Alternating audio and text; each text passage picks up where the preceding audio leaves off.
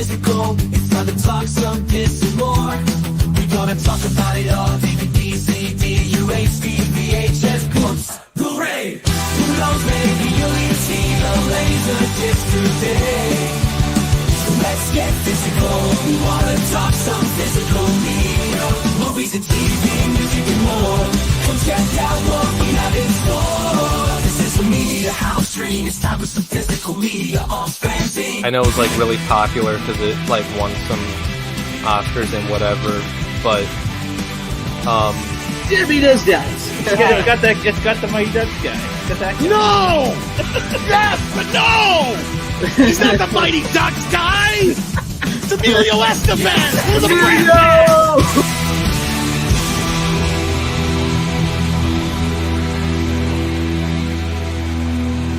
You can never have enough physical media.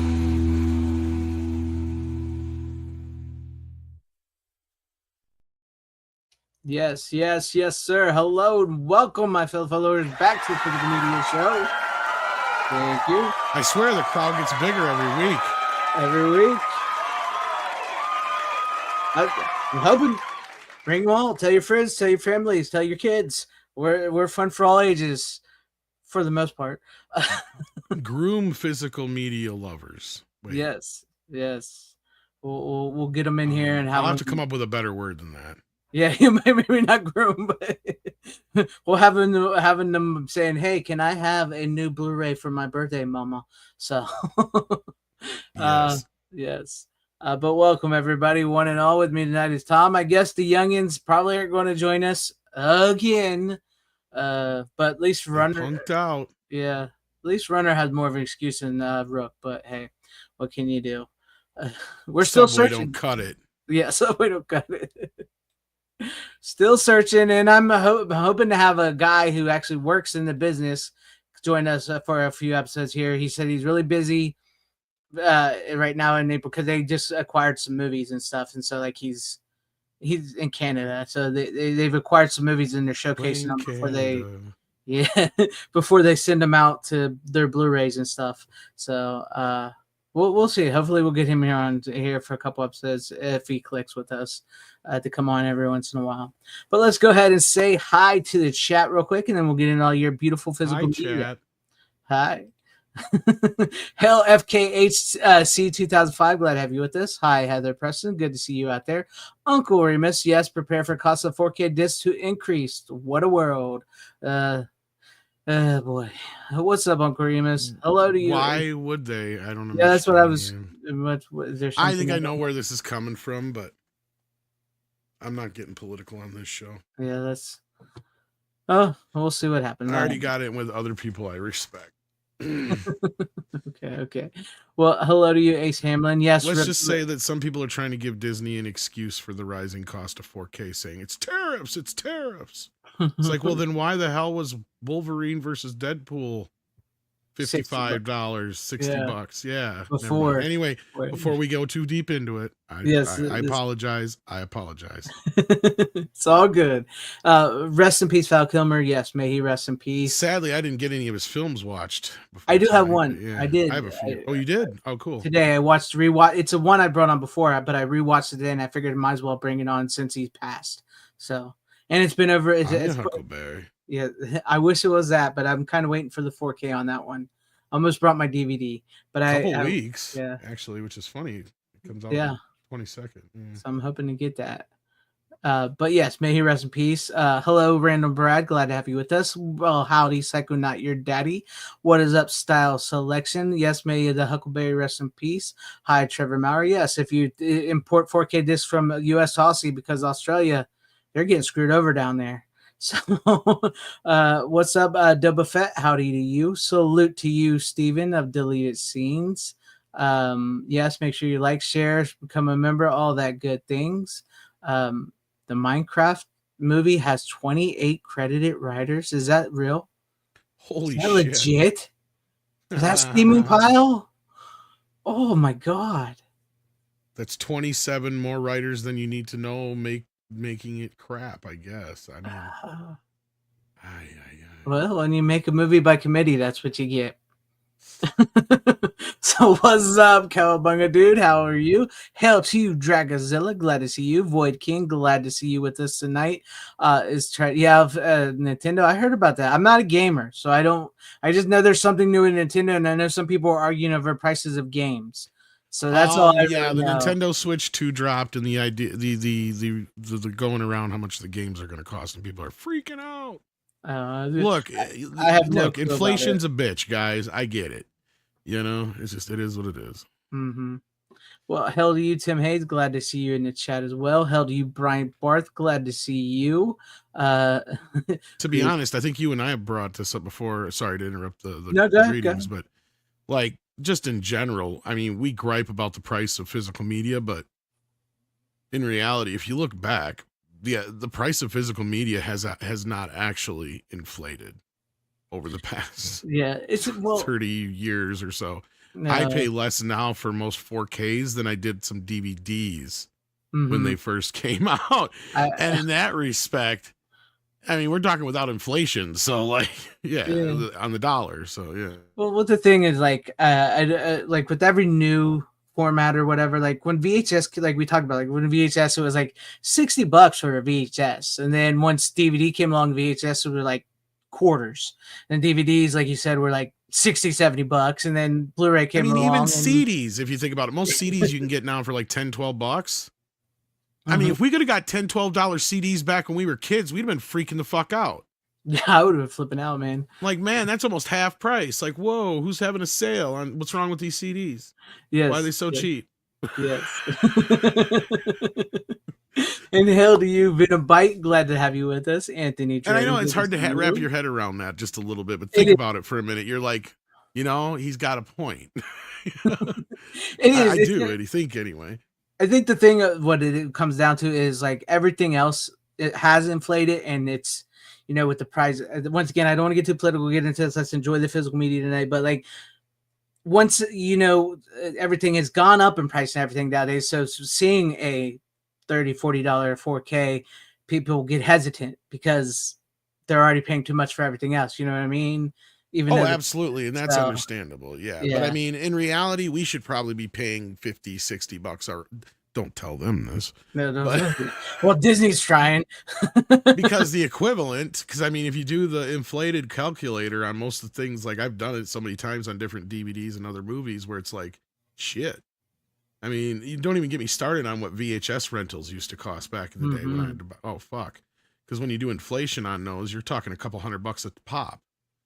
You know, or laser discs. Like, I mean, when the first few laser discs, like the big box sets came out, like I remember my buddy paid, I think, was it 60 or 70, maybe even $80 for the Terminator 2 special edition laser disc set that had like, what was it, 4 or 6 discs in it? Dang. So it was all the movie, the extended cut or whatever, plus the special features and all that business in a big ass box. I mean, that's just for one fucking movie. That's great. And that same exact product with the theatrical cut and the ultra extended edition where it had those extra 2 scenes, you got on the same on DVD, all the same special features and everything for a half the price, if not a third of the price when that came out. Because I remember paying only like $20, $25 for that Terminator First Extreme DVD or whatever the hell it was called. The metal cover. Yeah. Which was basically just a porting over of all that stuff from the Laserdisc. Yep. Well, hello to you, Anthony Draven. Glad to see you with us. Tyrell72. Good evening, my good friend. Sometimes it does feel like that. That's what they want us to. Yeah, that's what it is. Yeah. Let's see. Poker Ace 6666. Glad to see you. I'm trying to catch up here real quick. Just get Berserker. I don't think I've got Berserker yet. Hazy Enigma. Greetings. And Berserker 99. Hello, physical media. Right, sir. And there we go. I think we're all cut up. But welcome to everybody out there in chat, everybody at home watching. I appreciate you guys for hanging with us, and let's enjoy some physical media tonight. So what do we got for releases? News.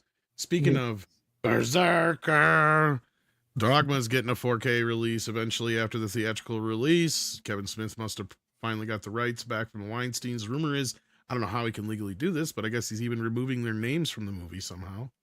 I'd have to check into how that's even I wonder possible. how you doing that. Yeah. Anyhow, so yeah, unless you're buying them out of the rights, maybe. I don't know. Yeah. I don't know. Yeah. I still didn't know that you could take their names off the movies, but all right. You got the He-Man money. You screwed everybody over just for Mhm. Dogma. I guess so. No, as much as I'd like to get excited for that, for those who are excited, there you go, because I know that's been a hard one to come by Mm-hmm. over the past few years. We got some Arrow announcements. A couple of them were exciting, but the rest of them were already stuff that's been released elsewhere in other places, and these are mostly UK releases for that matter. But Swordfish and Dark City were the ones that were real exciting out of that bunch. Which go figure. As soon as I watch my Dark City Blu-ray and make a video about it on my channel, they announce a 4K. So Maybe you brought it over the edge. yeah. And then Shit Factory had a couple announcements. Bring Me the Head of Alfredo Garcia, Monkey Shines, Lord of Illusions, and this to me is just kind of indicative of how Shout Factory's kind of lost the narrative on who they are. Bring it on. I don't care if you like the movie. You can like the fucking movie, but that does not scream Shout Factory. See what I did there? Exactly. That's always good there. Yeah, I mean, like when I think Scream or Shout, I want to say Shout or Scream Factory, I do not think Bring It On. And though, like I said, I know it has its fans. You know, a lot of hot early 2000 girls are in that movie when Kristen name looked really good and everything. I get it. I get it. It's a fun watch. Jazz hands. But come on, a boutique Shout Factory. That's more of an Arrow title. Yeah. I would say Kino all the way. Yeah. So that's Which Arrow, I would give a pass on it more so because they're a little more eclectic. But Shout Factory has really lost the narrative on who the fuck they are anymore, I swear. And that's the other thing I was joking about the other day. I was like, I think they fancy themselves as Criterion Collection now. And Criterion Collection ain't even Criterion Collection anymore, so whatever. Much like Tim Hayes here, I think Criterion and Shout have gone a little corporate, personally. Oh, yes, absolutely. Of the two that have, those are the ones that have the worst. Yeah, they're corporate. Yep. No offense to anybody who may work there or are fans of them. I'm already been blocked from the Shit Factory website, but don't block Greg. He didn't do nothing wrong. I have not bought a Shout Factory title in a long time. Yeah. Synapse Films, though, is dropping Prom Night. And out of nowhere, Vinegar Syndrome dropped, I believe this is through one of their other labels, but a couple of titles. Most interesting, though, were Last Tango in Paris, which I thought was a movie that was like canceled. Oh yeah, with what's his name? Marlon Brando, Butter. And Drop Zone with God, I just forgot his blade's name. Wesley Snipes. Which cool. All right. Yeah. You can thank the first Prom Night on me as well too, because I bought Prom. I just bought it on Blu-ray at the Horror Hound from the Snaps people. But I think it's still in plastic. I know what you did last summer. Yeah. We got to see the fucking steelbook of that. We all knew that was coming. Lilo and Stitch is coming. When is it? May 6th. No surprise there. It's going to be right around the same time as the new version. Now, I'm curious which version we're getting of that movie. Because the claim is it's from the original theatrical elements in its theatrical presentation. Now, for those who don't know, they changed something in that movie years ago. Yes, they did. And I wonder if that's meaning they're going to put it back to the old way, or if it's just going to be the way it was for this whole time. They're saying that because they're using the negative for the rest of the film. But for those who don't know, in the one scene, Lilo goes into a fucking stove and shuts herself in the stove. So they changed it for all the subsequent versions past the DVD, I think, or maybe it even got changed by the time they put it on DVD. I'd have to look. I think the DVD is still the theatrical version.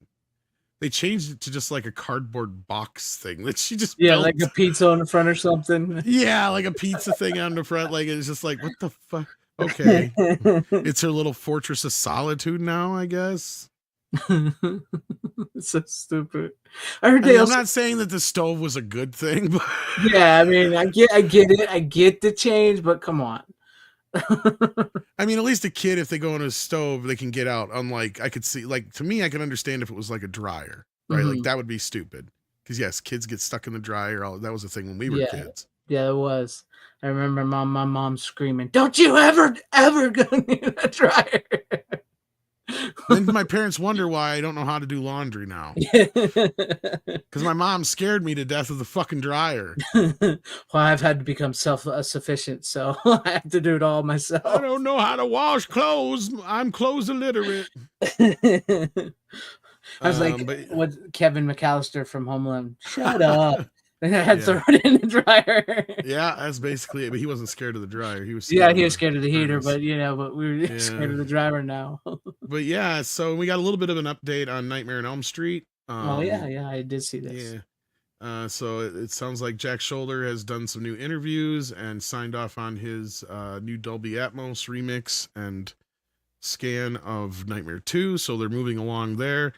Clueless is coming to 4K with some god awful fucking box art from Paramount. Mm-hmm. I think they're You might trying to want to get give the steelbook on that one. Warner Brothers a run for their money on that one. Yeah, I have to check and see if I even pre-ordered that one yet at all. Otherwise, I think even though that's not that was not a small Mario Brothers is finally getting a 3D release. So I did see that in 3D in theaters. Oh, the new one. Yeah. Yeah. Turbine is going to release it. They also recently released, and I don't know if you guys were aware of this. I don't remember if we brought it up here or not. They released Bumblebee, Mutant Mayhem, and what other Paramount title? Oh, Scream 7 or 8 or 6 or whatever the fuck it is. The last Scream movie in Blu-ray 3D from Turbine. So yeah, I'm kind of digging the fact that they're actually keeping 3D alive. I still have my 3D TV, and I might jump on Super Mario Brothers. I was even half tempted to get Mutant Mayhem, even though I hate the fucking movie. Mm-hmm. Just for posterity's sake, though, I'm being a Turtle fan and to have it for research. Sometimes I have not seen it. I don't think I ever. They also if you don't want to spend all the money on the Shout Factory Friday the 13th box set, they also re-released Friday the 13th Part 3, and they supposedly did their own remix of the 3D. So I've heard it might look better than the one that Shout did. Oh, nice. Like they realigned it and did some other things, I guess, to it, supposedly. Yeah. So I'm even half tempted to pick that up too, just to see if it's. Because I mean, once that gets a 4K, I'm going to be like, is that going to be worth getting a release of it? Are they going to fuck with it with AI like they did with Jaws, just to make it look better? Because that's the next one in line. So that's the thing with me is like, I'm pretty happy with the box that I have, but I know Jason Goes to Hell and Jason X and probably Freddy vs. Jason are coming into 4K. Now I'm like, maybe I should go back and buy 1 and 2 on 4K now if I'm going to end up getting all those, because I'm going to get those 4Ks. So, I mean, yeah, if Paramount does a box set of those, my guess is it won't be till they're all done. Yeah. And they don't have access to Jason X or Jason. Yeah, they always have released the first 8 movies. Like, I don't know how many times they've released. Or released Freddy versus Jason, for that matter. Yeah. But actually, I have a good place to kick off of Friday the 13th for my first pick, if you want. Oh yeah, let's go for it. Because being that yesterday was April Fool's Day and Kino Lorber put April Fool's Day out on 4K, I had to pick it up, Mm-hmm. And so this came out in '86, and what it has going for it is a great cast. Mm-hmm. The movie's decent until the very end. I hate the fucking ending, and I don't know too many people who don't hate the ending. It is April Fool's Day. No, but it's like one of those, like, it makes no fucking sense. Right, endings. it doesn't. Yeah. And even her little fucking performance and whatnot. Like, look, I'm not trying to spoil for you. If you haven't seen a fucking 40-year-old movie, I apologize, but I'm sorry, not sorry. Like, I mean, you've seen it. You know what I'm talking about. Yeah. But I mean, you've got like Deborah Foreman in it. You've got Biff Tannen in it. What's his face? Thomas Wilson. You got the kid who ends up being a leprechaun in it. Oh, that guy. Amy Steele's in it. I mean, it's got a really stellar cast for who's in it. But it even has Frank Mancuso Jr. as the producer. So it's the guy who produced all the Friday things. It looks slick as hell. Right, like that's the thing. And this 4K Blu-ray presentation looks amazing. It almost is Vinegar Syndrome quality in that respect. It's like they didn't really fuck with it at all. Right. So I can't really recommend the movie. I thought maybe after all these years I'll enjoy it a little bit more. And it has its moments, but it feels like such a cheat at the end. And I get what you're saying. It's supposed to, but there's a million different ways they could have done it that would have made more sense. I think it is the bit. I think that's what's held that movie back for all these years. To be honest with you, because like you said, it's got a great cast. It's one of those it's truly like 80s horror movies. But then you get to that ending, and it's like, I think that's ruined it for a lot of people. Why that movie? I mean, yeah, we are getting 4K from Kino, so it has its hold. It has its cult following, but I don't think it has the cult following as say like what do I want to say? What's a movie similar to like Prom Night or something, right? So oh no, it's not as good. Well, that's the thing is if they would have come up with a better way of presenting it as a joke at the end of the film, but at that point the audience almost feels cheated because it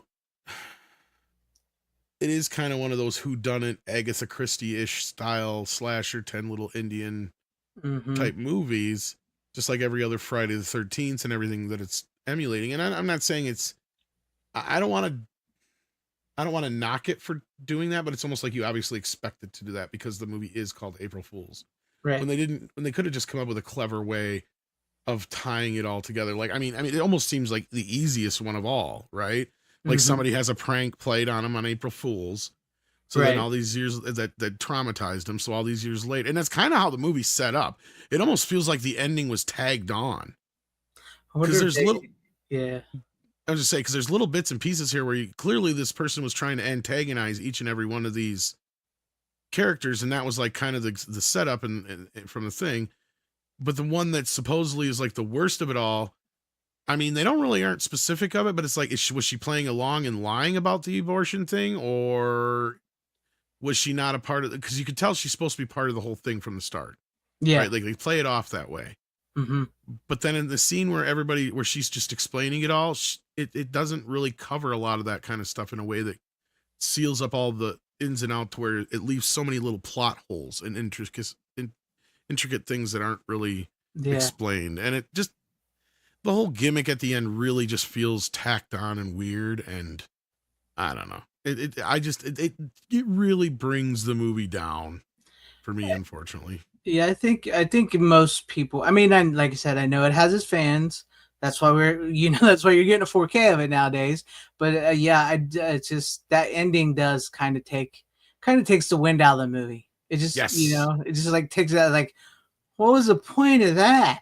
And you get the red herring already earlier in the film with the knife bit, right? So that's what throws you off as the audience member. So you're like, okay, well, they already had a pretty surreal April Fool joke there, that maybe this is going to be for real.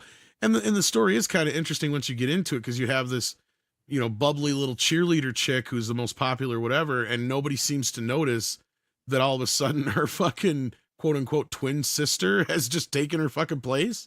It takes most of the movie for somebody to figure it out, and it's like she does a pretty good performance of between jumping from one to the other. And that's another thing, is the movie doesn't even, it does things in a way that it is kind of cheating the audience, because it has to show you things that you normally wouldn't see, because it's like, did she really go all that way to do, like, because it's like, okay, so she has that many fake dead bodies at the bottom of the fucking well, like, and nobody even said once, did you not notice that the other body was supposed to be hers or something like that? Like, there's a lot of little things that are like all fucked up about the movie that you're just kind of like, huh? Yeah. Like, what? The dick getting fucking yanked off and shit. Like, it was definitely trying to capitalize on like the Friday the 13th and Prom Night and what's that one? The Heart. I like that movie. Well, Valentine's Day. My Bloody Valentine and stuff. My Bloody Valentine. Yes. It just didn't succeed like those did, because like you said, they all had that hook where, like, he was, something happened to him as a kid on Valentine's Day, something happened to him this, and then they come back and do this, and then the way this one plays out at the end, it's just like, and they do cheat the audience in the intro with the whole, it is from a POV, so you can't tell that they're sisters or whatever, but with the stupid Jack in the Box and the way it's just, I don't know. It had me really fucking irritated because I wanted to like it because I hadn't seen it in like 20 years, maybe Mhm. more. And honestly, I probably haven't seen it since video. Yeah. And I was just like, it's not really clicking for me. I don't know why. And it was really sad because it has a really great cast and Mhm. it looks great for the 4K. I mean, and it does have, some extras on it and stuff like that. So Mhm. I'm sure some of them are pulled over from the Shout Factory. That's one of them I'm pretty sure I don't have the Blu-ray of because I never would have bothered to probably pick up. If I do, Yeah. I'm surprised. Let's see. Honestly, I thought about getting that because I did forget it was out on 4K. I've thought about getting it, but it's like, as a fan of 80s horror, it's just not one of my favorites. It's just really not one of my favorites.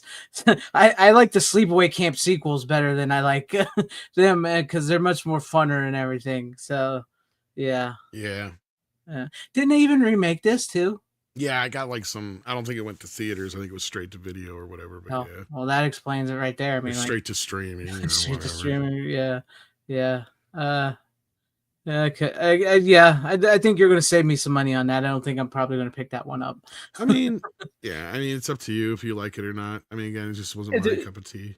it depends. Like I'm with you. It's not really one of my like I said, it's not one of my favorites. But also, like you were mentioned, Turtles is like I'm a huge 80 horrors guy, and that's kind of like part of the 80s horror. You kind of have to, Yeah. it's kind of like, oh, do I want to complete that in my collection of that stuff? So It's it worth will it be. for that in a sense, like it looks good.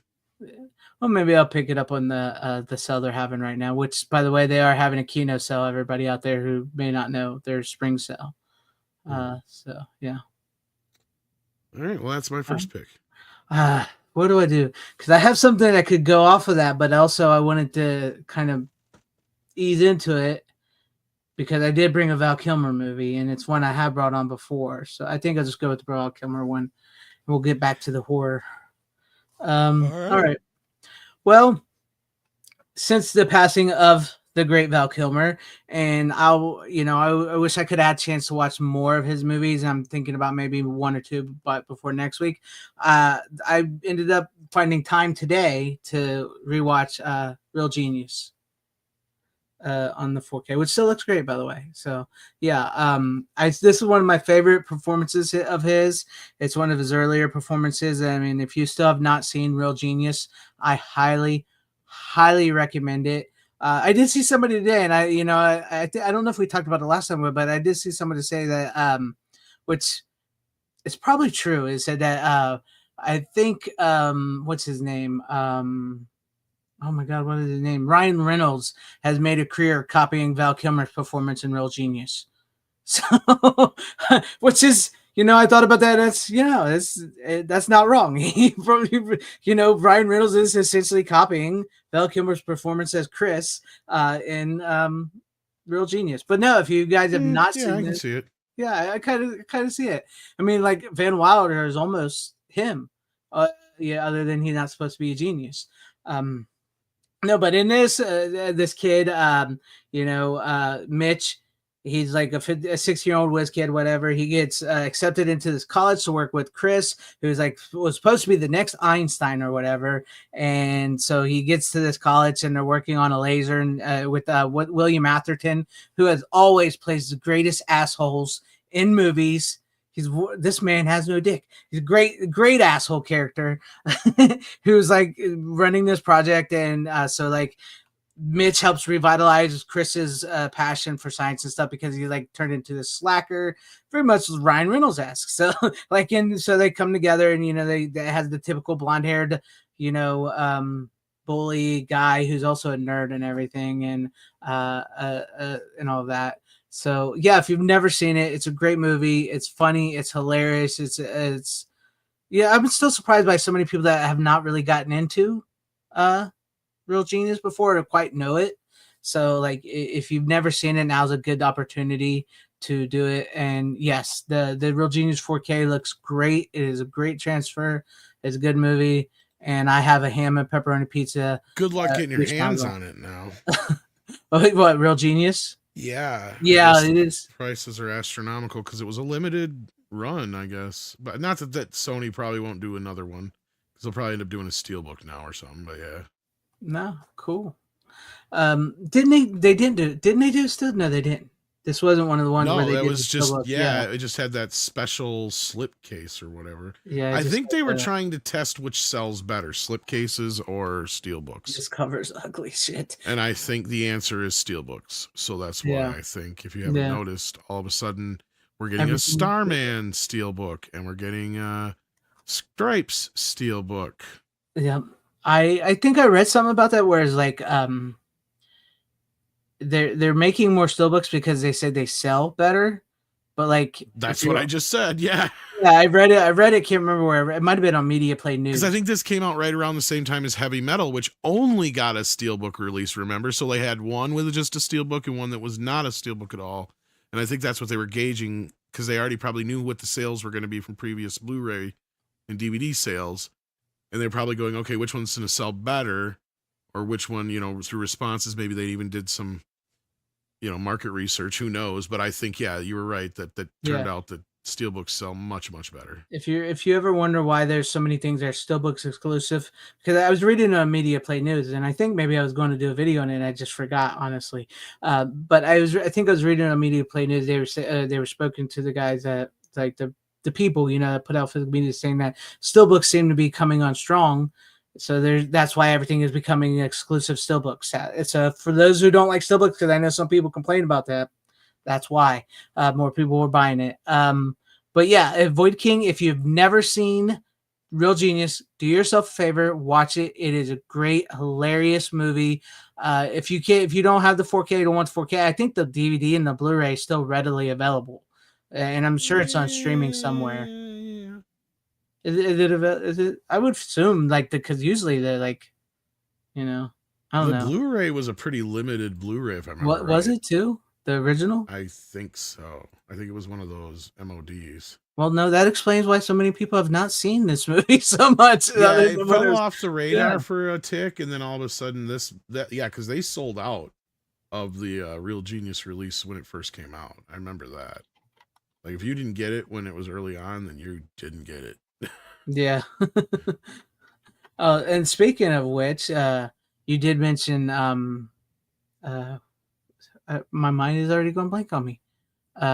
Heavy Metal. Thank you to my brother there who gave me the Heavy Metal album.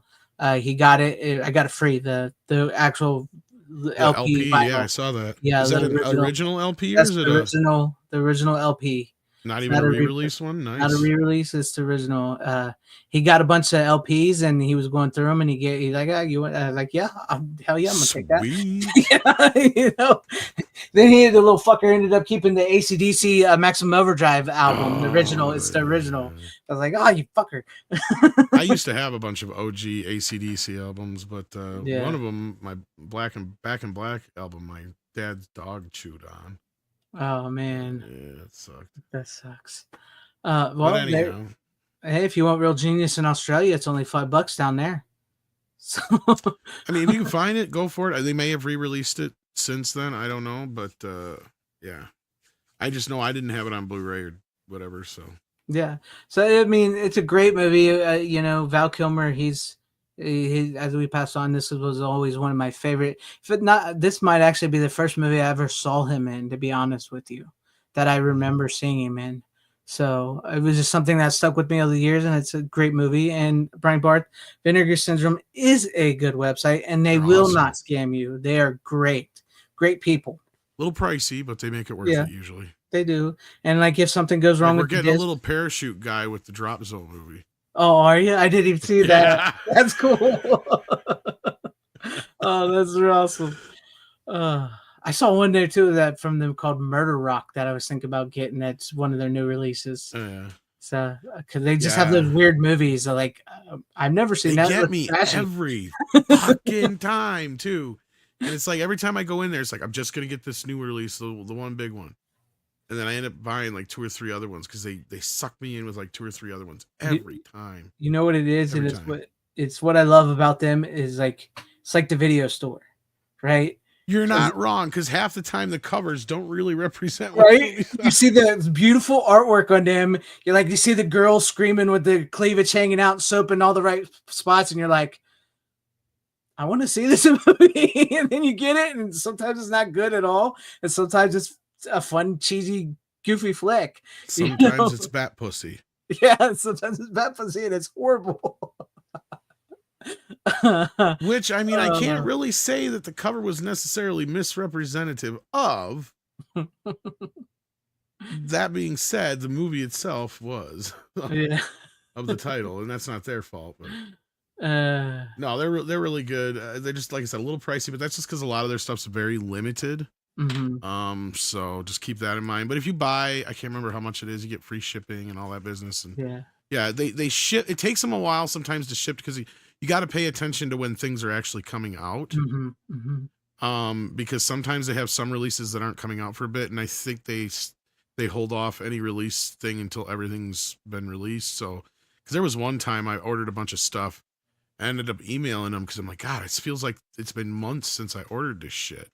Yeah. And they really only do stuff like their major release things like only once, like every quarter, and then they have like every other month they have certain deals and certain other things or whatever. And do they even have it every month? I don't even think they do it every month. I think they only maybe do they like, do they have a monthly subscription thing, but that's for like their smaller, really they always do that titles. But oh, sorry, I don't mean to keep cutting you off. I'm sorry. But they do the halfway to Black Friday sale is like their biggest sale, and then the Black Friday. But sale. I mean, like every month, like because they have managed to keep whoever works over there. They run a very tight ship because they have managed to keep so many releases completely under the radar to where people didn't even know they were coming out until the day they drop them on their website. So they got some tight lips over there, and they are always surprising us, even with shit like Congo. When they get shit for it, it's like, how do you not see that as a fucking Vinegar Syndrome title? Is me, but it screams Vinegar Syndrome. It does. It does. And like the thing with like Vinegar Syndrome, it's all done in house. They do it all themselves. You know, the scans and everything. They're a little team of people, from my understanding. You're correct. Yes. Yeah, it's very small. So like it's a very small operation that are doing incredible work. So it's one I can feel a little more. I can feel a little more comfortable buying a little more expensive title from Vinegar Syndrome than say Shout Factory, which has no excuse.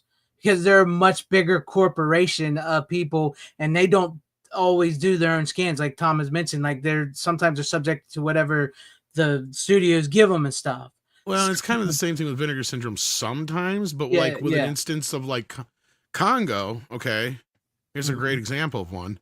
There's a good portion of I think the second reel of the film that's all fucked up. It's not like fucked up beyond watchable, but it has like a white line that goes down through the middle of the screen through a good portion of the film in a bunch of shots. And what now, if Paramount was releasing that, what they would turn around and do is they would just revert back to a release print or whatever. But they also found out, and this is what Vinegar Syndrome would have done too, but they also found out that all the release prints have that same problem. So this was something that happened to the original negative before they even finished the release print. So what their next bet would have been Paramount probably would have used AI to fix it. Now, Vinegar Syndrome wouldn't do that. Yeah, no, they wouldn't. So what they did was they took out they used as many tools as they could to take it out before it degraded any of the picture quality. And they're pretty damn good about this, and they're really transparent about their releases. The Cannibal, the musical release, they were very, very, very transparent about. Where anybody else would have just converted it into AI and just said nothing and just ran with it. Yep. Right. Yep. This case, we found out everything we needed to know beforehand. And they even put together a cute little fun video of the whole thing and the whole adventure of how basically the negatives of this movie have been lost, and it's stuck in this shitty format now. And they did the best they could with it. So yeah. Yes. It's which I do recommend going over to Vinegar Syndrome's YouTube channel, where they posted like they have all the trailers for all their stuff they're releasing, but they also have videos like that, like Tom mentioned. Like I think they just also released one about what is an original camera negative, which I haven't watched yet. So check it. Those are Yeah. great videos to watch about if you want to see what goes into some of these Is movies. that a newer one, or is that the one they did for Cannibal? No, I think it's a newer one. I just haven't Okay. watched it yet. Because that was what they were talking about too on the whole Cannibal thing, is how they didn't have the Yeah. And this one is what is an original camera negative. So, which So I instead, what they gave you then was they gave you the 1/4-inch tape master, which was the first generation master they had, and they gave you the film print they made off of that master. So I know it sounds weird, but you get to pick which one you watch and what looks better. To me, it's kind of a trade-off of depending on the scene, because the film hid some of the problems of the videotape, but on the other side of it, there's in some scenes there's more clarity and things you can see that were kind of lost in the degradation of duping it to film and blowing it up and whatnot. So like it's a trade-off, and that's why I'm glad they have both versions on there. And I mean, their Texas Chainsaw Massacre 2 was one that I think you and I both agreed had to be one of the best releases ever done. And that's how I don't even know how Arrow's even going to compete with it, outside of the fact that I think their version is for the UK anyway. And I think they're just using the same scan, as my understanding. So. Yeah. And plus they had that issue with one of their discs or something, right? Yeah, the Dolby Vision. Yeah, the Dolby Vision stuff. But it's like, I'm fine with my vendor. Like you said, I'm fine with the vendor. It is great. It's like, it looks the way it's supposed to be. You know, it feels like you're spoiling up. I love that they didn't do the extra cleanup on it too, because it almost feels like, yes, it should have just a few nicks. Yes, it's a Chainsaw Massacre Part 2. It should have that stuff in it. Even though it's not like nitty gritty like the first movie, because this is a much more like, it just feels inherent though, yes, right? It feels like that's the way it's supposed to be seen. Which is kind of funny, because that'll kind of get into my next title. If you have, I'm done, because like real genius. So so I have an interesting pick here. This just came out yesterday. Oh, you've finally got the complete. I got the 4K. Now I've talked about the movie, so I'm not going to get into the movie too much itself, but I'm going to talk about the process of the making of this movie. So what they did, and it still makes very little sense to me, but I guess, is they did that process they do where they film it in 4K on digital cameras, but they used an anamorphic lens on it, so that does help. Because this is probably one of the closer, besides the Kevin Costner movie that I talked about last year. Oh, Horizon, where they did the same process on. So what they do is they shot the film on digital, edited it, all that kind of stuff. They did add like a layer of what like to make it look like, special effects to make it kind of look like it was filmed. But they also ran it out on a film and then rescanned it. So the version we're seeing is the rescan of the digital version spat out on film and then rescanned in 4K. And it does help. It's probably the closest, almost the closest I've ever seen between this and Horizon film look, or digital look like film, right, with this process. Now, I still think it would be, and I still stand by and say you're still going to benefit more and it would look better. And I have seen more when they still do it this way, like with Nosferatu and, Quentin Tarantino's films and other things like that in recent years, where they still shoot it on film and then scan the film and edit it from there, instead of doing the process backwards. Which is so dumb. I mean, I guess it might be cheaper to do it the other way, but still, I mean, how much more are you saving really at the end of the day, other than the shooting part? So you get some more freedom while you're shooting. Well, if you're a good enough director, you don't need the freedom. But anyway, that being said, it still looks great, sounds great, looks better than the streaming version, which I had already seen before, and I think that's when I kind of talked about the movie. But real quick, I loved the film. It was one of my favorite. I did get a slipcover, and that's what I've heard is some did not get a slipcover. Yeah, because I remember somebody saying that they weren't going to give slipcovers with this. Maybe I got mine through Amazon. So maybe Amazon has an exclusive slipcover. I don't know. It doesn't say. It is kind of a nice slipcover though. It's a nice matte slipcover. You know what I mean? Like, a thicker matte. Yeah. But But no, I mean, the movie's good. I love the film. I mean, whether you like Bob Dylan or not, you can't take away from the fact that he did for folk music what, Chuck Berry and Chuck Berry and those guys did for blues music, and what Buddy Holly did for country and western music, and transferring it all into rock and roll. Bob Dylan did that same thing with folk music, transferring it into rock and roll, right? Like, he was a pioneer in that respect and one of the greatest songwriters of all time, regardless of what you may think or feel about him. But the movie, still on its own, I feel like on its own merits, is great. The presentation looks great here. It's in 4K. Sadly, only the commentary is on the 4K disc. All the other special features are on the Blu-ray. As usual. As usual. But that being said, no, it's a good movie, and I can recommend it. And glad to report the price did come down on it finally. So, and there is no steelbook of my knowledge. Yeah, But this is a Fox Searchlight picture, so even though it's technically Disney releasing it, so I think Sony would be the... Yeah, because like Sony's supposed to be doing that now, right? Yeah, I think so.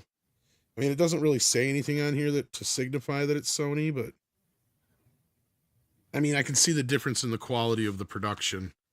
They obviously changed houses of who does all their shit. You can tell, like, on that respect. It feels more like a Sony release, I guess, if you could say that, in my hands. Yeah. I know it sounds weird, but just I know. It's just, I know it's Sony. I just could tell the difference between Disney and Sony. Well, they don't even have the same kind of earmarks that you normally have on, like, the standard Disney covers. Because they're even uniform across the board, no matter what they are, and even those are gone now. Yeah. So this just feels like a standard release of a movie from Sony or whatever. Yeah. I don't know. But no, it's a good film. I can recommend it. I don't know what else to say that I haven't said. I think I talked a little bit about the movie already before, didn't I? Yeah, I think it was a couple episodes back after you watched it. Yeah. Yeah. Yeah. But so it just feels like Disney's trying to use Sony to do what Warner and Universal are doing with SDS. That's what it really feels like. So basically, that's kind of my understanding of it. Yeah. Yeah. When they could have just probably joined up with Warner and Universal because they invited people to join them anyways. But Disney. All right. Well, I have 5 movies left, but it's 2 picks. So I'll do one and then we'll get back to you. Sure. All right. So I was in a mood for some Adam Green movies, and I watched Frozen up first. I don't know if you've seen this or anybody's seen this, and no, this is you do not want to build a snowman. Frozen. Oh, let it go, I guess. Let it go.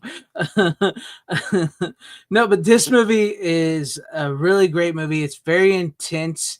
It's not like a horror movie, like a slasher horror movie. So basically the story of this is these 2 lifelong best friends and one guy's girlfriend are going up skiing, on a Sunday.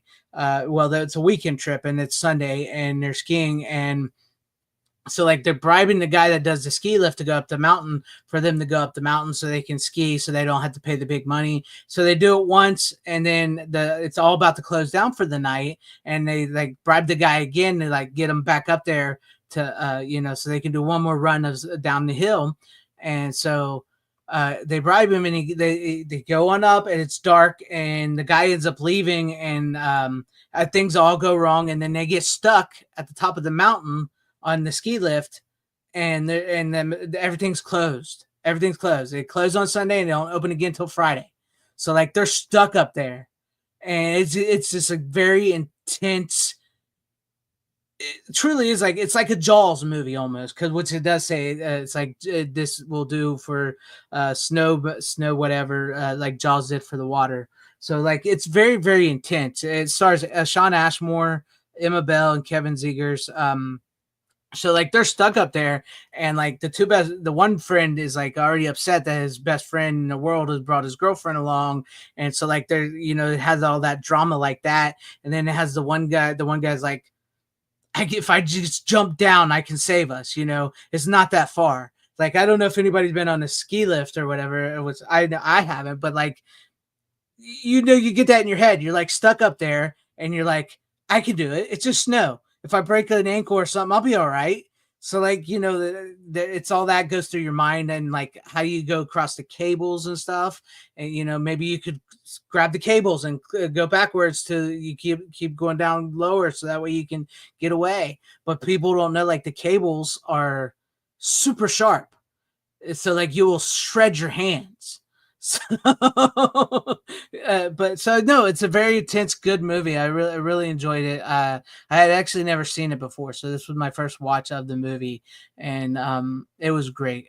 So if like I meant to watch it in the winter time because this plays really well in the winter time, but I finally got to it, and yes, Kane Hodder does make a cameo. He was actually the stunt coordinator on the film because Adam Green and Kane Hodder are really good friends, and I'll get into more of that later because that goes with my next picks.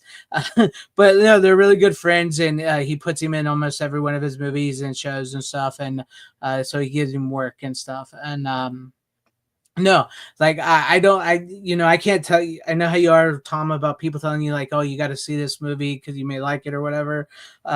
So like that's up to you. But I mean, like if you like this, like intense, because it really Sounds is. somewhat interesting.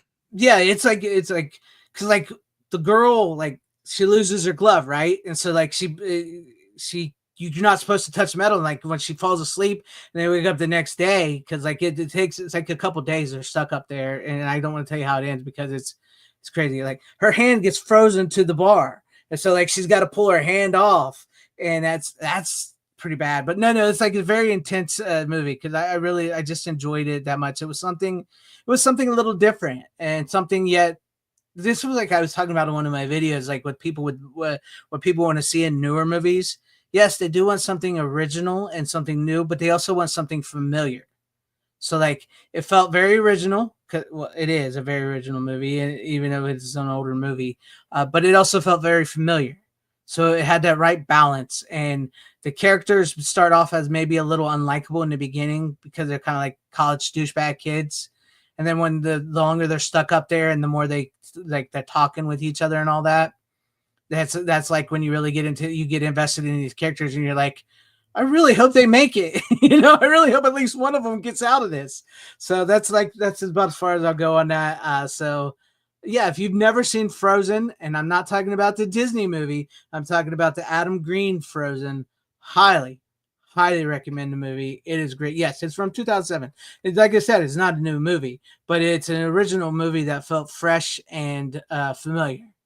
So that's what I'm saying. So if you've never seen it, highly recommend it. It's a good movie. It really will have you on the edge of your seat, wondering what's going to happen to these guys. So yeah, there you have. That's it. Exactly. That, yes, college kids are douchebags. That's how they sort of start off.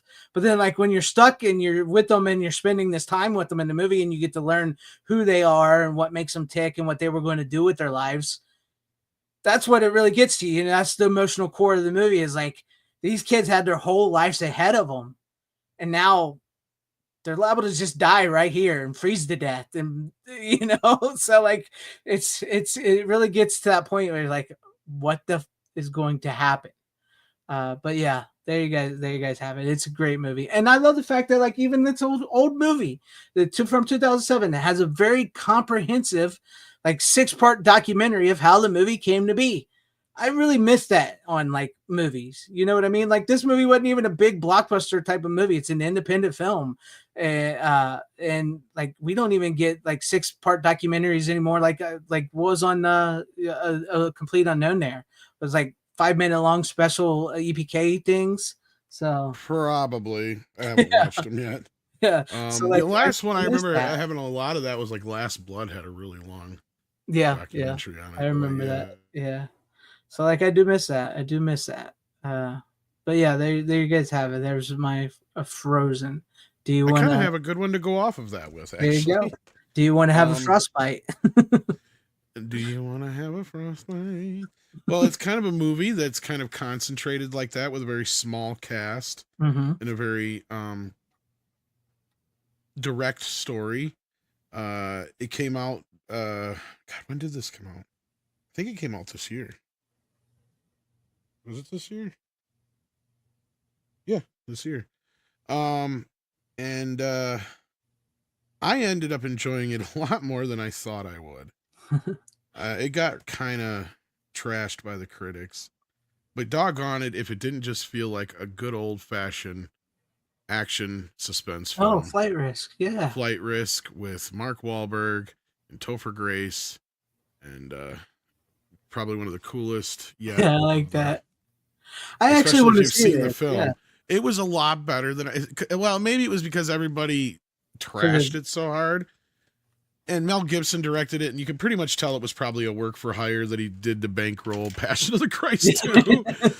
But it was fun. It was direct. It was an hour and a half long. It does not waste any fucking time to get going. The plot is pretty simple. It's a guy who is a money man for the mob, who runs the numbers for the mob and does all their accounting. Like, he gets busted in Alaska, and they're trying to move him to where they're going to have the trial for this mobster. And of course, Mark Wahlberg is not exactly who he says he is as the plane pilot. And I can't say much more than that because that's obvious, where it's going to go from there. But it's, you got three people in a confined space for basically an hour and 10, 15 minutes. Yeah. Yeah, that's basically what's about that movie too.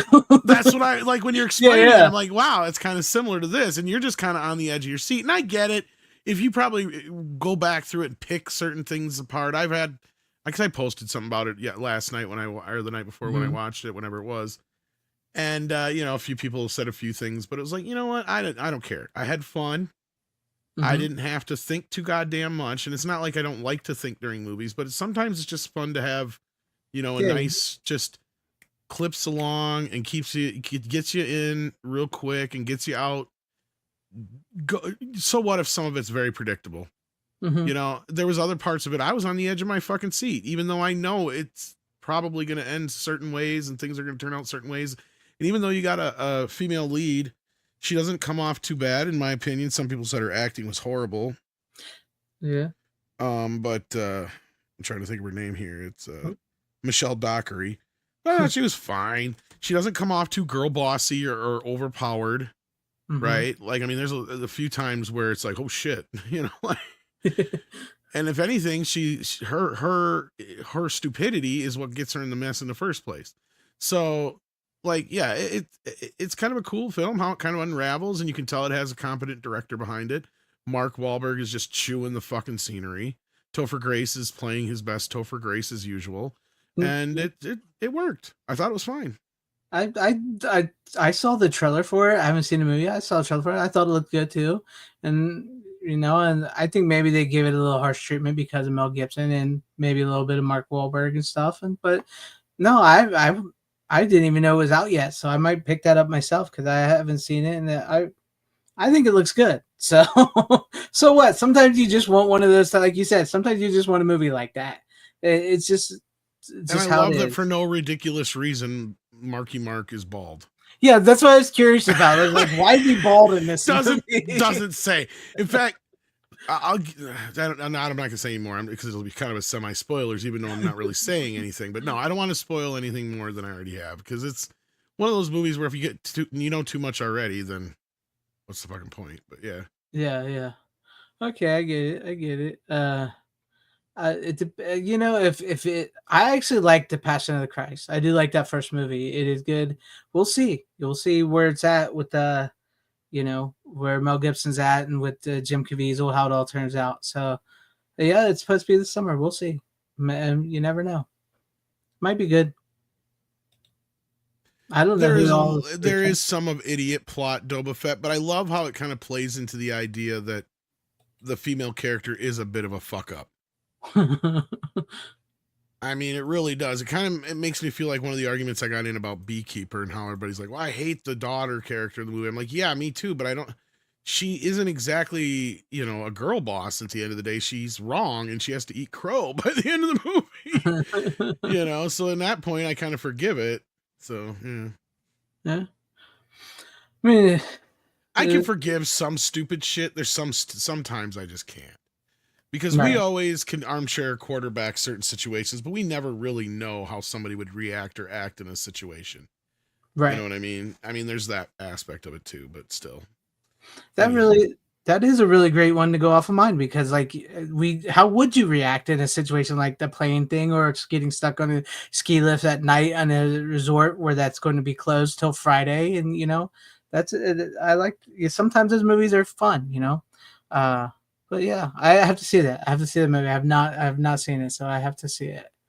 I I completely mean, if forgot you're about not sure, I'd wait for it to be on sale. it. I mean, I liked it though. it So looked good to me. Like I said, I have to see it, but it did look good to me. So, um, I like goofy concept, die hard speed kind of movies though. So I'm mhm, like a sucker for that kind of shit. So keep that in mind. yeah, I get you. I get you. All right. Well, do you want to do another one? Because, like I said, mine it's all in one set here, so I can't like pull them out so one by one. Um, So it's up to you well, if I you want to do another technically have one, 3 or moves left. If you want me to do one, I can, or yeah, do one more, and then I'll do mine, and then I guess you do your because last this two is after kind that. of doesn't really have anything to do with the last, but um, it ended up being a pretty fun movie, I guess you could say. A little bit of an uneven transfer. Oh, Winchester. Winchester 73. 73, starring James Stewart, from Criterion. But I'm happy to say I don't think they fucked with it with AI. Mm-hmm. I think it's just that being that what they had to work with for the transfer, it's a little uneven in certain scenes and how it was shot, and a lot of the inside shots are really soft looking, but some of the other shots in it look amazing because it does come from a nitrate uh, um, master. I don't know if it's the negative though. Let me look here.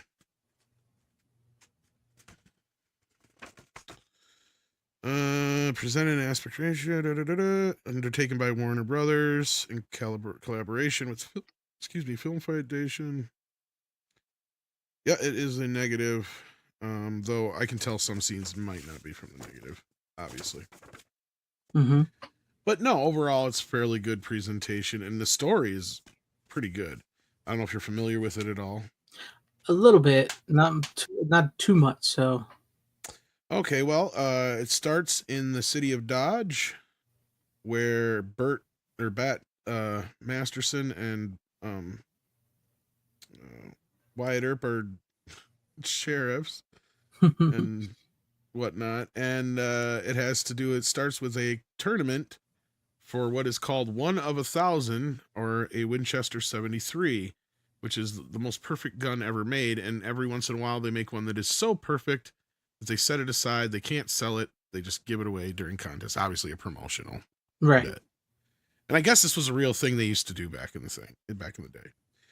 So the contest goes on. That's the first bit of the film, and not to spoil anything too much, but James Stewart wins the contest. But throughout the contest, the other guy that ends up coming in second place is somebody that he clearly knows and they have a history with, but they don't. You get just little bits and pieces as you move along through the movie, Mm-hmm. and you kind of start to figure it all out and put 2 and 2 together. That's kind of what the story is about at first. Well, then I'm not going to say too much more, but through circumstances, the gun gets stolen and then lost and found and lost and found. It's an interesting little travel, but your main star, of course, is James Stewart, and you have a very young Shelley Winters in it. Mm. Back when she actually was good looking, I guess I didn't know she ever was. Who would have thought it? Who would have thunk it? But yeah, no, it's a pretty good presentation. I got it on the sale, of course. Otherwise, I'd never pay full price. But no, I was actually surprised by how good of a film it was. That's cool. It trucks along pretty well. I can't remember the runtime, but 92 minutes. So yeah, it's not like it doesn't overstay its welcome or anything like that. I love how like the in today's society, like, oh, it's only like 92 minutes. Because like we're so like they put so many movies that are like 2-3 hours long nowadays. It's like it's great to finally just see a 92 Well, minute that's a movie. big deal for me when I don't have a lot of time, right? Exactly. Which is one of the reasons why I managed to watch four movies in like 2 days because of the time length on them, which I'll get to when I get to my turn. But no, And this is like one I of the least Jimmy Stewart movies I've seen him in so far. Now, was I'm gonna not saying say, he has.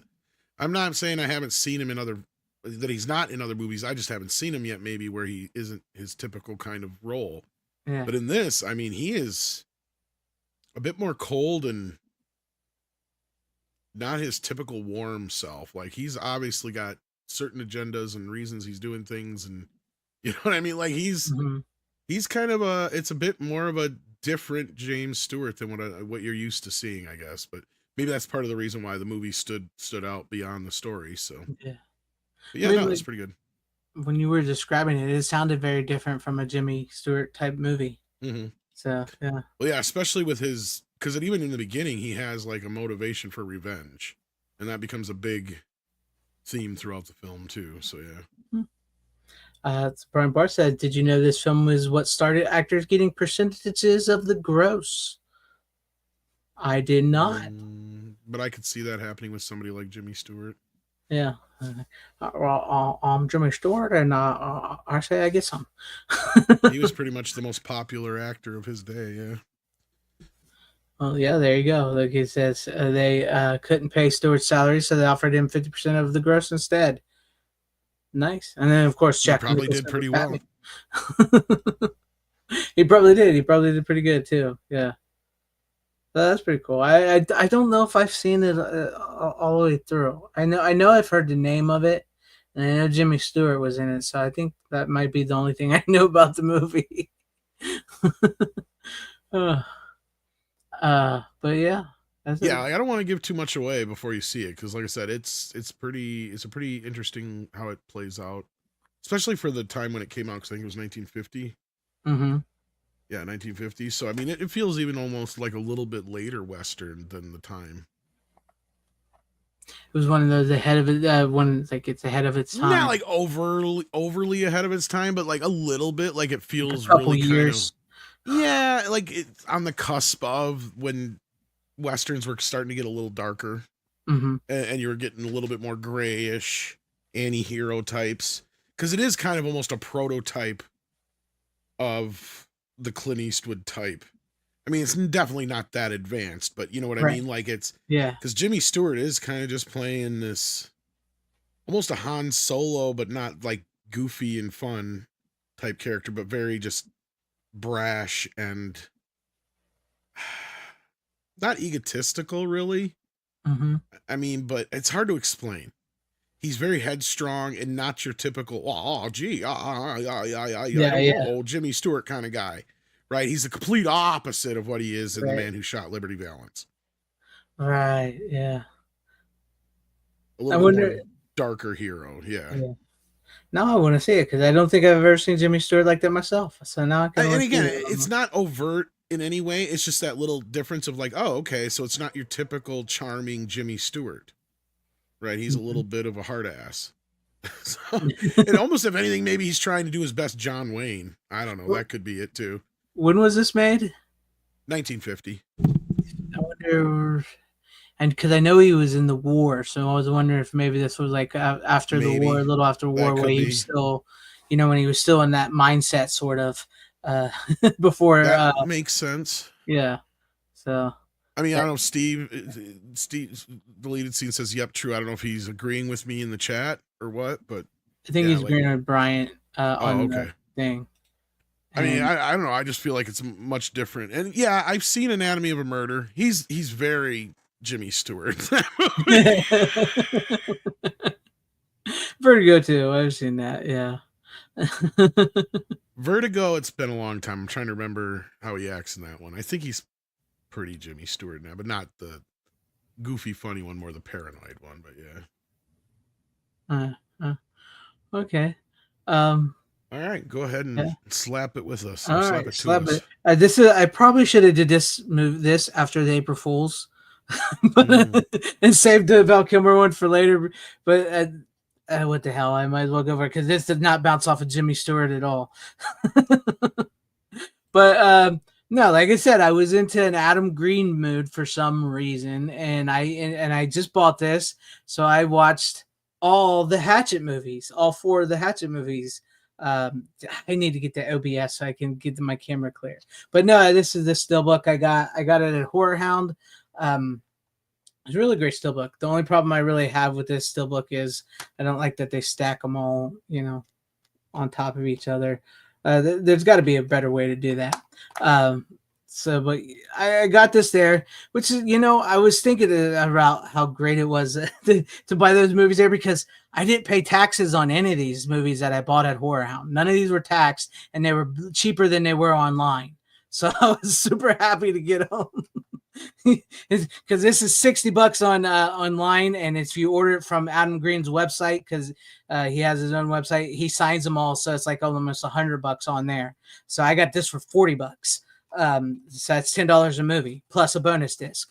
So yeah, I really feel like these movies are unsung horror movies. Like, I know, like, we've talked, Tom, about Terrifier movies and stuff and how they've gotten to where they were. And I've actually, you guys know, I've talked to Adam Green. So I really feel like he was on the cusp once again.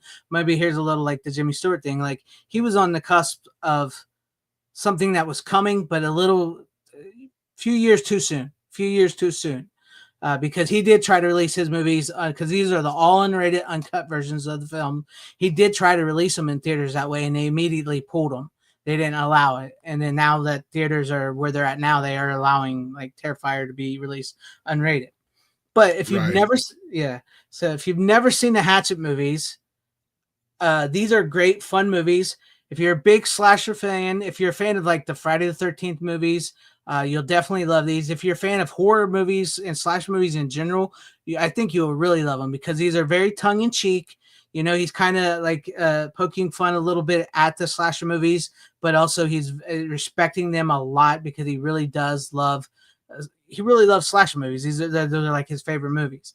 But like the first movie with Hatchet, Kane Hodder plays the Victor Crawley is his name. The first movie actually has Robert Englund in it, who makes an appearance in the beginning of the movie. Tony Todd is in it, who makes an appearance in the movie. And then, of course, Kane Hodder plays the villain. And because I saw you put that Wishmaster thing up, right? Of all them on the set of Wishmaster, all of them.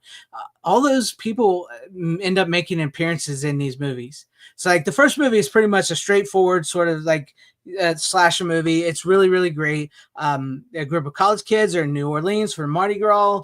And so like one guy, his girlfriend broke up with him. So he convinces his buddy to take a haunted swamp tour. So they go to this really, like, they meet up with Tony Todd, and he tells them, no, I don't do that. Well, he's a witch doctor, so you don't sound like that. But he's like, no, I don't do haunted swamp tours. I can't do Tony Todd. Go to this place. And so they go to this place, and then they get up on this boat with, I think it's Joel Murray, Bill Murray's brother. I think it was Joel Murray. Him, these 2 other girls who are like part of his crew, because like he's like it's called Bayou Beavers. So he's kind of like filming like with this what was that used to be called, where the girls flash their tits and they film it, and they like made a whole big DVD section about it. Whatever, I can't remember what that was originally called. Girls Gone Wild. It's like that. So he's got 2 girls in him, and then it's an older couple, and then it's him and his best friend, and then they meet this other girl who's on the boat, who's like this mysterious girl, and they go out on the swamp at night, and they start learning about this story about this guy named Victor Crawley, and how he was this deformed child who lived alone out in the swamp with his dad, who was also played by Kane Hodder. And this was like one of the Kane Hodder's first roles where he was actually allowed to act. That's why Kane Hodder is like legit friends, because like he talks about it on the special features. Like he almost breaks down in tears himself on the special features. Kane Hodder does is like, this was the first guy to ever really truly trust me to act, like not just be a stunt guy.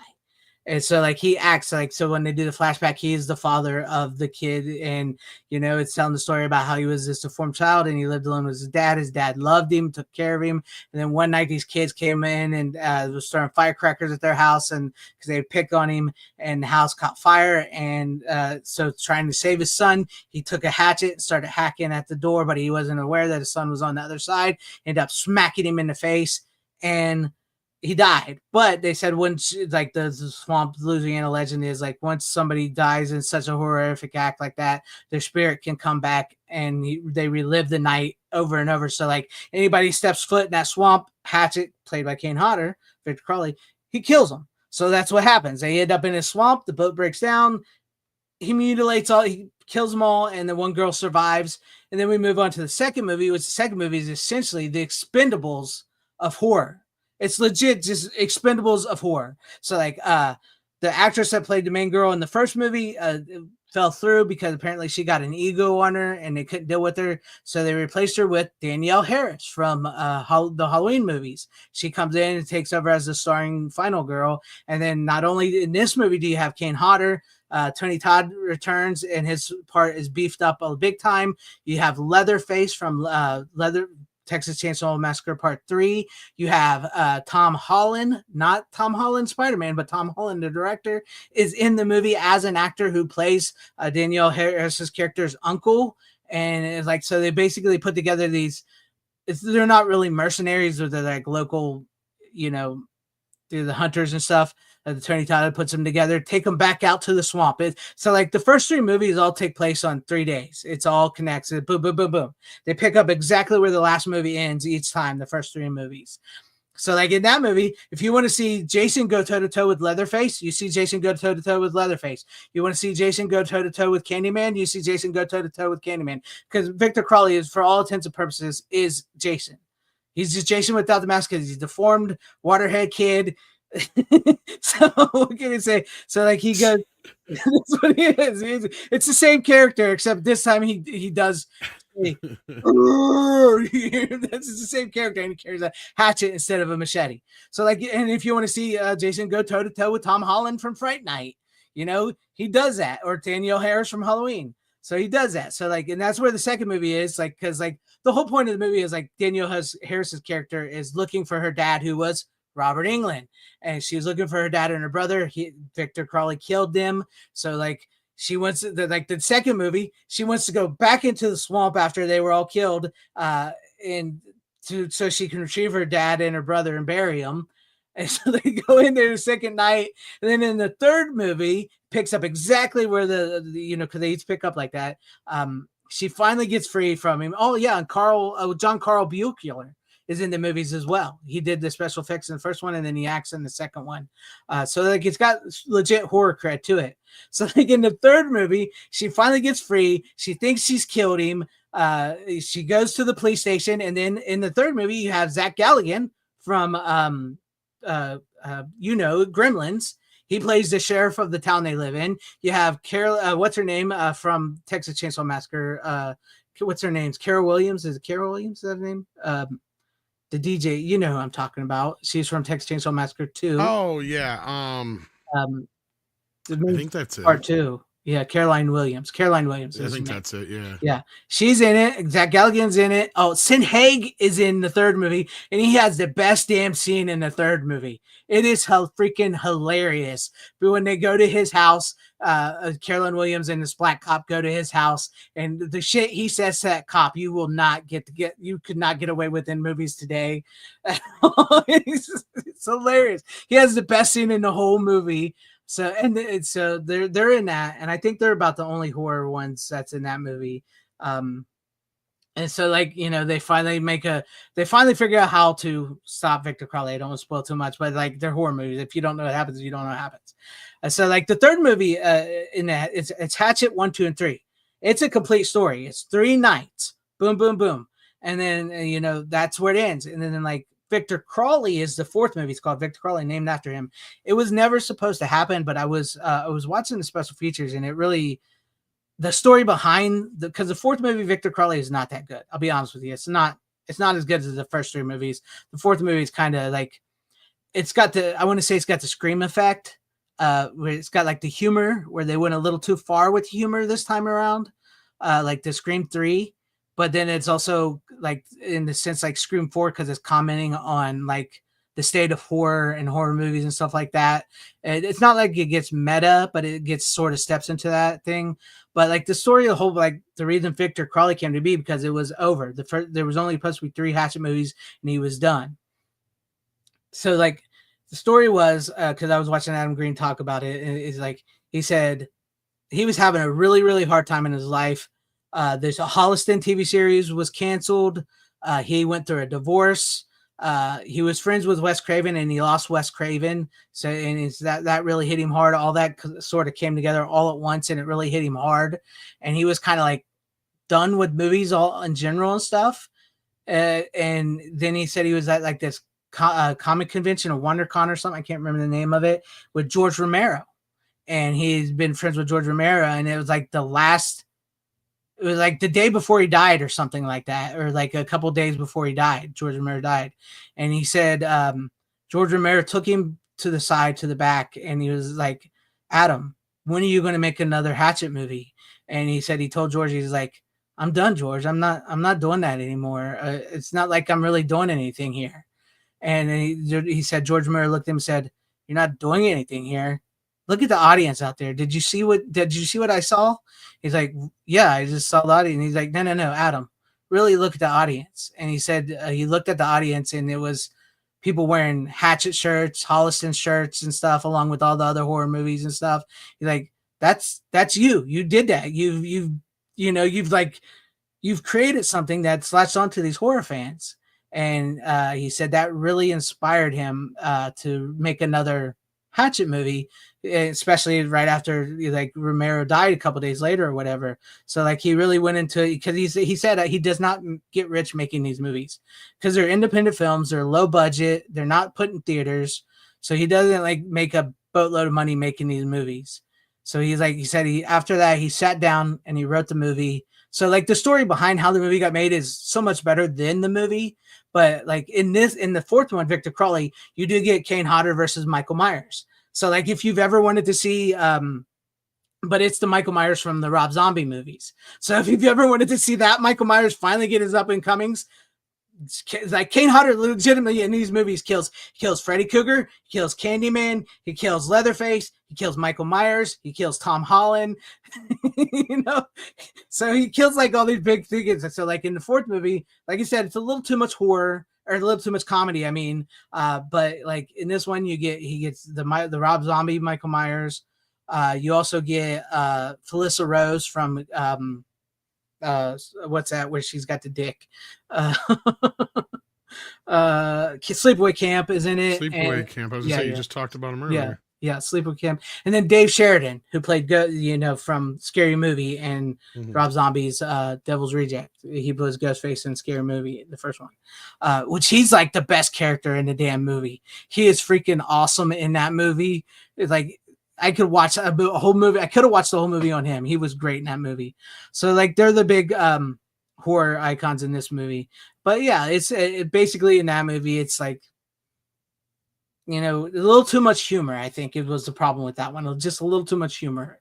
But anyways, yeah, I went on these way too long, but I went into them and I really just had a fun time with them. And I really think these movies are a little undersung, especially I highly recommend the first three.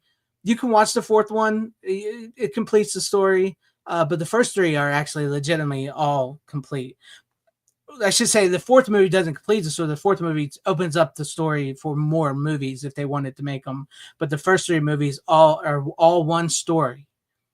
And it's like I said, they become like the Expendables of horror. Oh, also, I did forget to mention, if you ever wanted to see Jason kill Jason in the second movie also kills, in the third movie, also kills Dirk Mears, who played the remake Jason. So like if you wanted to ever see that, Jason takes on Jason, like where, because Kane Hodder is like the guy in this. But anyways, there you guys have it. All the Hatchet movies, highly recommend them. The first one I still think is the best movie, Ace Hanlon. The first one I think is still the best movie. The second one gets a little iffy, but it's really fun in the sense of like I said, it feels like the second movie really feels like the Expendables of horror, like going out there with guns and stuff, trying to take out this slasher movie type character. And then the third one really is this really complete story where they kind of tie everything all together and get sort of don't go overboard with the horror things, the horror characters, but they're used in the right way and everything. But But yeah, no, that's basically the movies, and don't expect some of your favorites to really live because like Mother ever just kills everybody. It doesn't matter if you like the characters or not. Like that's all like the whole thing. He just straight up is a killing machine. It's Kane Hodder off the leash. It's essentially it's Kane Hodder off the leash.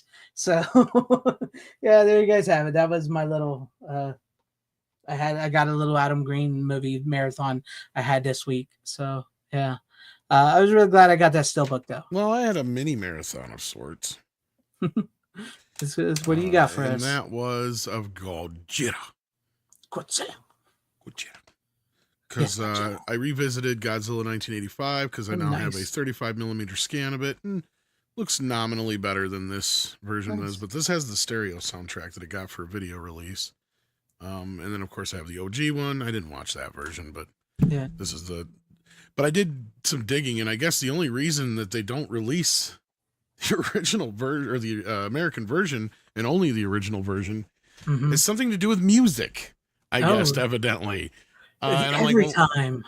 And what it has to do with this is some of the stupidest thing I ever read in my life. So I don't know how accurate it is or not. But supposedly Toho rejects it because they had reused music from that Christopher Young had written, the guy who did the music for Nightmare on Elm Street 2 and the Hellraiser films. I don't remember what movie it was from, but they used music from that. And supposedly that's the reason why they're like, what the fuck? So yeah, so they even did a new English track for the Japanese version. It's on this one, so yeah. But you don't have the Raymond Burr scenes, which is partially the whole reason. And I think the USA version's a little shorter, and it just cuts it down to the meat of the bone. Yeah, more so. They insert Raymond Burr, like you said. Yeah, and it's just cool to see him there to return from the original film. But the reason I checked that out is because it's been a tick since I watched it. And I just got this from the Criterion sale. Oh, nice. And to upgrade my old Blu-ray. How do you say it? How do you say Violante. Violante, yeah. So I always Godzilla mispronounce it. Violante. So I guess this is a fan favorite, although it's one of the goofier fucking ones in some ways. Because what it's about is the scientist basically makes a crossbreed between a plant and Godzilla. And the daughter of one of the scientists that was working on it is in the plant. It's like its spirit. Oh, boy. Because they died during his long story. Anyway. At least you made it shorter than my big ol' ass long story. Godzilla chilled out for a couple years in a volcano until he's like, I'm done here. Let's get back at it. Gets out and fights Audrey 16 because that's what it was loosely inspired by. Was of course Little Shop of Horrors, and you can see that definitely in the Violante plant.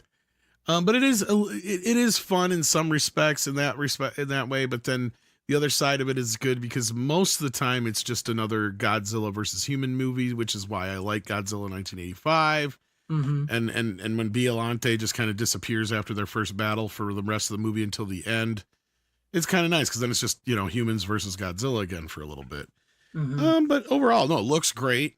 Look wise. I mean, I don't think there was any manipulation to it. I mean, there's clearly some grain management done, but I don't think there's any AI done to it or anything like that. It looks like a pretty natural looking film, especially compared to the old Blu-ray. So yeah, no, I can recommend it in that respect, but I'm just glad it was on sale considering it's brand spanking new. The only other thing I would this time. Huh? I was gonna say, good thing you got that this time because I remember you did the Billy the Kid movie was on the Criterion sale and you paid full price. I'm no longer doing that shit. Yeah. No, I am no longer. Criterion can suck a dick. The Wiz might be the only one I'll buy right away, and that's a big maybe. That artwork. Yeah, that artwork. They got to do something about that. The only thing I got to complain about is they don't have the English track on here for some reason. They didn't carry that over. I don't know why. There's,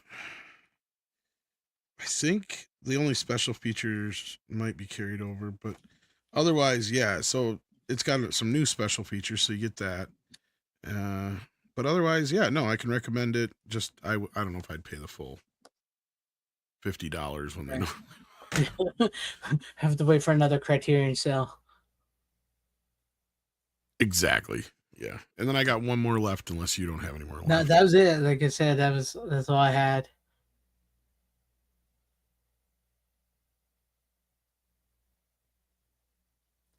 All right. Well, another one I got on the Criterion sale. Wasn't exactly what I was expecting, but I should have known what it was going to be. I kind of had a weird feeling it was going to be something like this, but I didn't hate it. But it's not a documentary I'll watch over and over again. But especially since we launched, speaking of people losing people, we just lost David Lynch. And so I got this documentary called David Lynch, The Art Life. No, I didn't really expect it would be like, I mean, when he says The Art Life, that's what it's called, I was kind of like, okay, so what is it? Is it about his art? Yeah. Because for those who know, David Lynch does all sorts of different shit. Yeah. But what it is, it's not bad.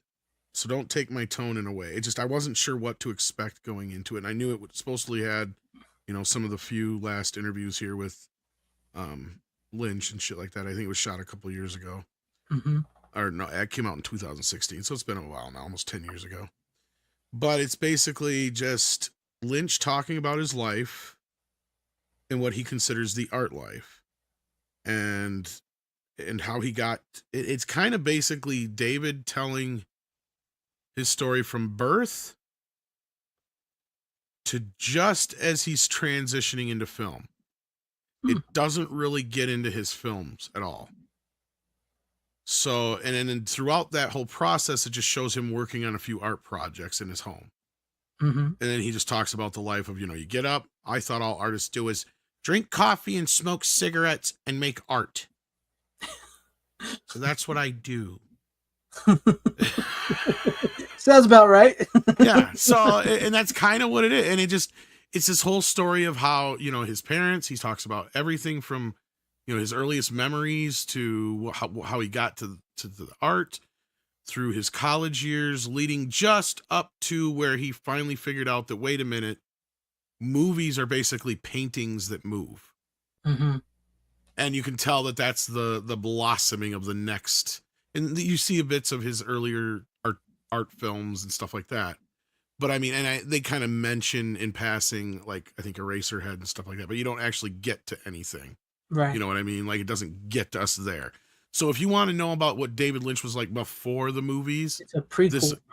It is kind of like a prequel to the David Lynch story. It's just, this is the earlier part, right? And he talks about the fights he had with his dads, and you can see where he's going with this. It's just a whole thing, and you kind of tell where he just kind of formed the David Lynch that he became, basically.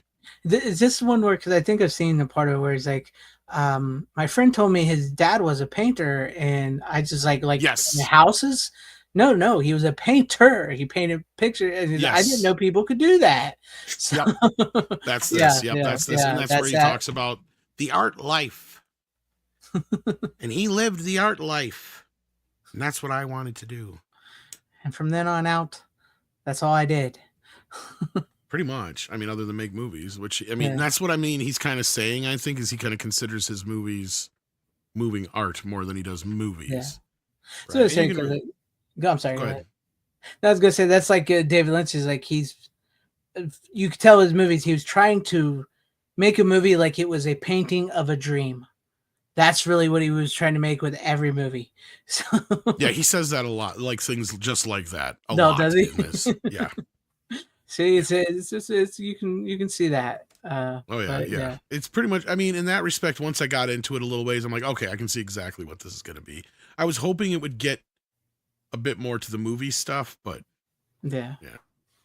So that's the thing is like, yeah, he was an artist, but we as movie fans, we want to know about his career in the movie. So like, could we get the sequel before he died about how, the making of his movies, how he got into all that?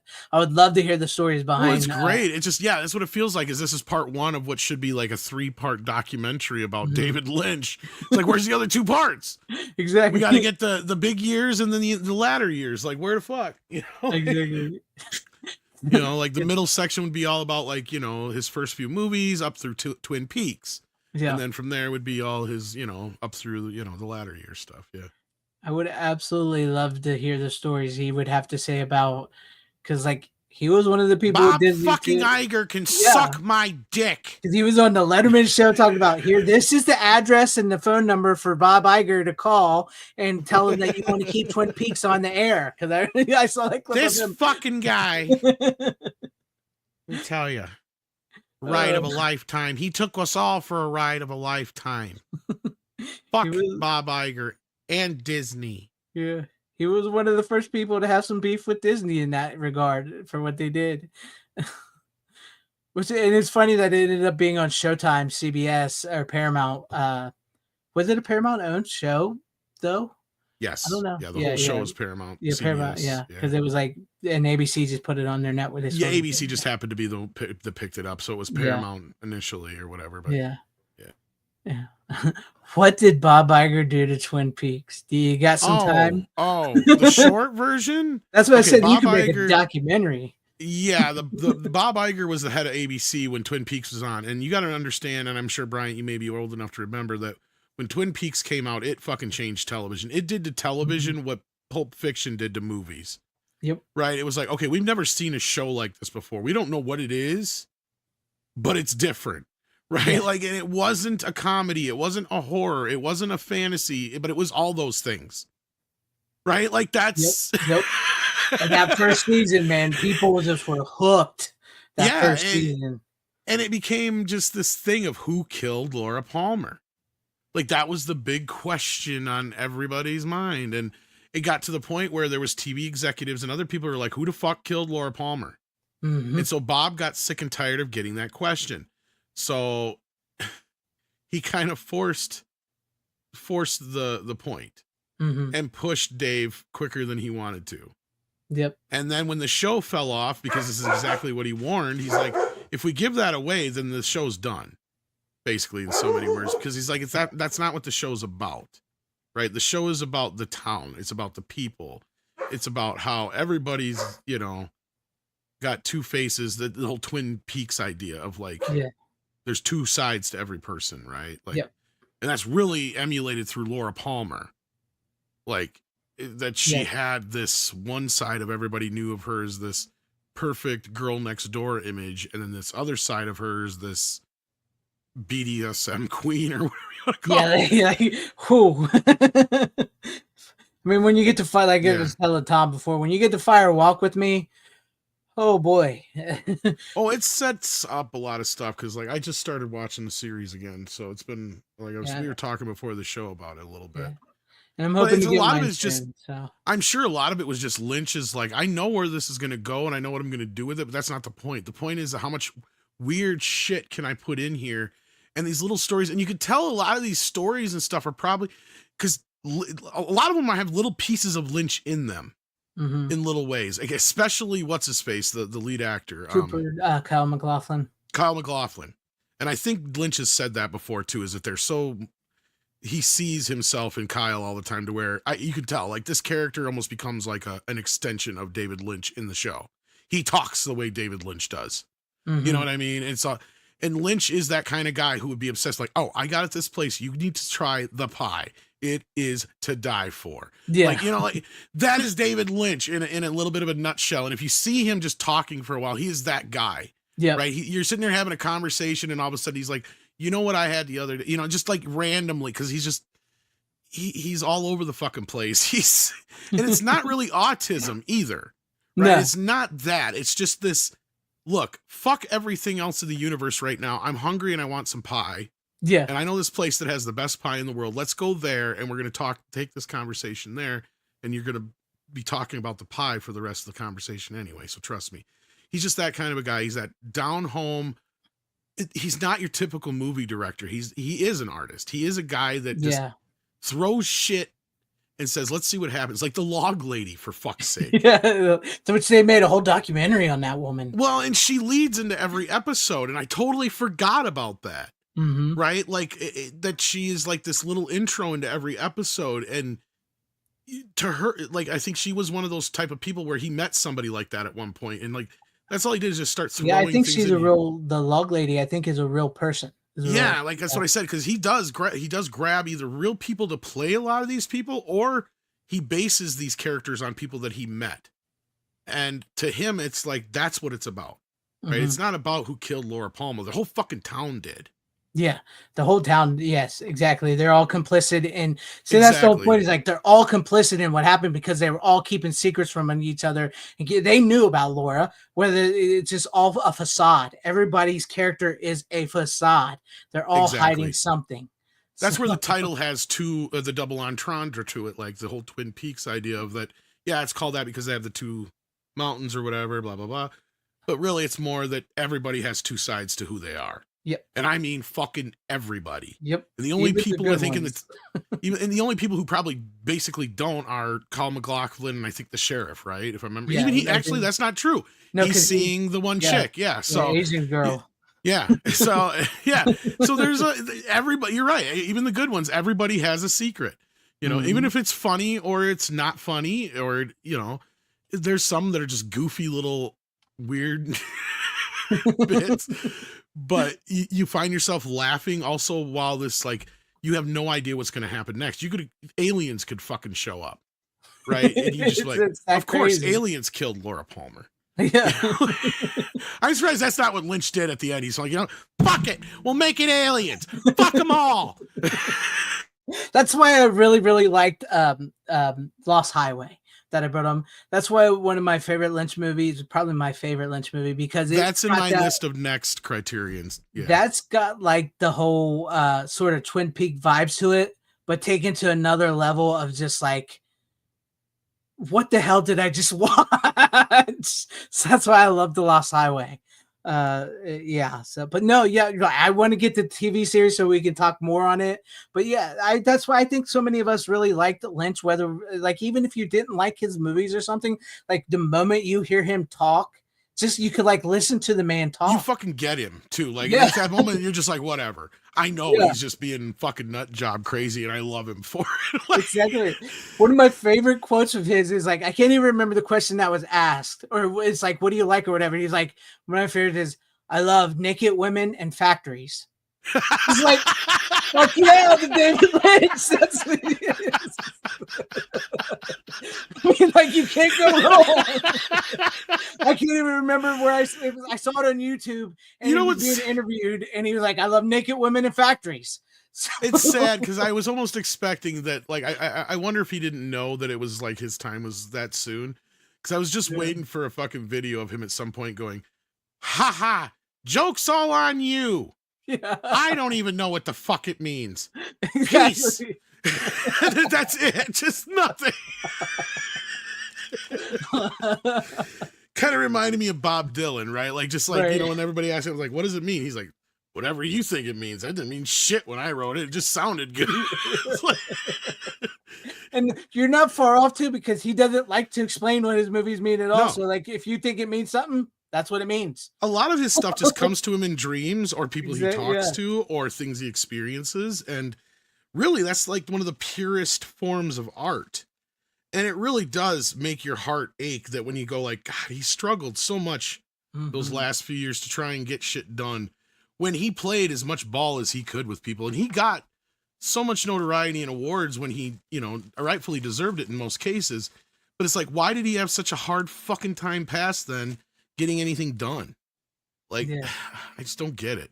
Because there was at least a couple projects I know he wanted to do that he just couldn't find the funding for near the end and stuff like Yeah. that. And I don't know. I don't get it. Because like especially after watching the Straight Story again a couple weeks back when I brought it on, Mhm. it's like, dude played ball with y'all. Like, he gave you one of the greatest straight stories. And I mean that in both, like in the straight sense of the term, as far as like, he showed you he can, I think I said this then. It's like that weird artist who's always putting out that weird shit. But you're like, Mhm. can this motherfucker actually play? Is he really a genius? Or is he just fucking with us and banging on a guitar with a hammer? And then he's like, oh, you don't think I can play? And then he picks up the guitar and shows you Johnny Be Good or fucking Stairway to Heaven. You know what I mean? And he's like, Yeah. there. And you're like, okay, point taken. I'm not going to say another fucking word. That's Yeah. what Straight Story is. That's him picking Exactly. up the guitar going, oh, you think I'm just fucking around? Okay, well, I'm going to show you a fucking thing or two. Blah, blah, blah, blah, blah, plays the song, and then he's like, there. Yeah. Now you happy? And you never have to question it again. And they just kept questioning. Brian Barth, Lynch was just too good for Netflix. Fuck him. I can't stand him. If they would, he could have did better. And I still can't believe Brian Barth said he's as close to Runner's age. I cannot believe that, honestly. Oh, I thought you were older, Brian. You So have did I. a very vast knowledge for your age, my friend. Yes. But no, you're right. Like, you would think after Making Straight, which did win an Oscar, what was it? Did we say it was like won an Oscar for, was it the actor or the movie? The actor, I believe, won. But it also got nominated, I think, for writing, for adaptation. And I think he got nominated and the movie got nominated, if I remember right. Or at least it got nominated for 2 or 3, I think. Yeah. You would think after that, they would be like, okay, let's let David see what David can create. But let the motherfucker cook. And then he also did Mulholland Drive and which was Lost Highway and shit like that. So like he did some great shit. I don't know what the fuck happened after that or who he pissed off. Yeah. And like with Mulholland Drive, that plays well into the Hollywood mentality of like, I mean, it's a lesbian movie. What do they mean the take is going too long? How the fuck do they know? The take will be as long as it fucking needs to be. What do you mean I can't set the camera up and record for 30 hours? For fuck's sake. How am I supposed to capture this if you won't let me do it? Oh, I love watching his behind the scenes, especially when he spazzes out about shit. Oh yeah, I know. It was I wish I was a fucking fly on the wall during Dune.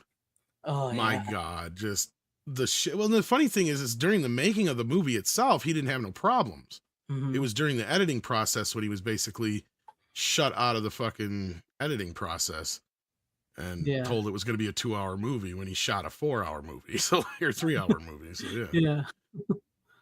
Which is what I also liked. Like, speaking of which, the Lost Highway, there's a documentary on a Criterion thing of like they filmed a documentary about him making the movie while he was making the movie. Ooh, that might be more interesting than the movie. It is very good. It is very good watching how the funding, because there's like a bunch of foreign funding for that movie, and how he was trying to get it made and do what he did, and how he got all the people involved and everything. It's a really great documentary.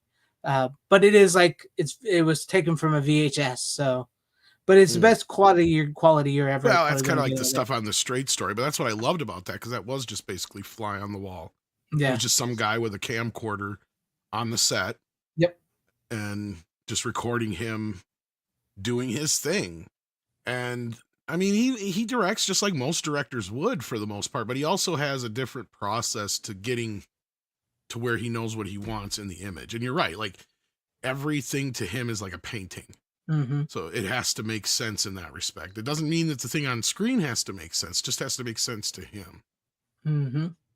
And as long as we can go along with the ride, that's all that matters. And we lost a big one when he left us. So yeah, it's just sad. And yeah, Brian, the Spice Diver cut is basically as close as we're ever going to get to his cut, because it's based on his notes and his script and shooting script and all that business. So yeah, and because especially even when he was alive, he was never going to go back to it, because he was done with it. He did, which is weird, because just before he died, it was brought up to him again, and it sounded like he was actually considering the idea. Like he was like bouncing around with like, there's a lot of stuff we wanted to do that I could probably do now, that it was computers that we couldn't do then, kind of thing. I'm obviously paraphrasing. I don't remember exactly how he put it, or I just do with a Lynchian thing, but it wasn't a yes, I will do it, but it was kind of like, I've thought about it, and maybe it was kind of the vibe I got out of it, but obviously we know. Yeah. He never got to it, but they did reach out to him, I guess Arrow did, when they did the 4K. So, and he didn't respond for anything, but they were more than willing to do anything. Yeah. Yeah. They gave us the Spice Diver cut on there, though. I mean, it's in 720p, but. You got it. Yeah, he was probably a little ahead of his time for sure. Big time, big time. It's just sad. I don't know if he would fit in any time. Yeah, he was pretty much, that's true. Instead of being ahead of his time, he was sort of outside of time, I guess you could say. Yeah. I mean, although there was that hot minute where Twin Peaks just, like, I mean, outside of the fact that, I did change television, right? And it leaked and influenced so much shit.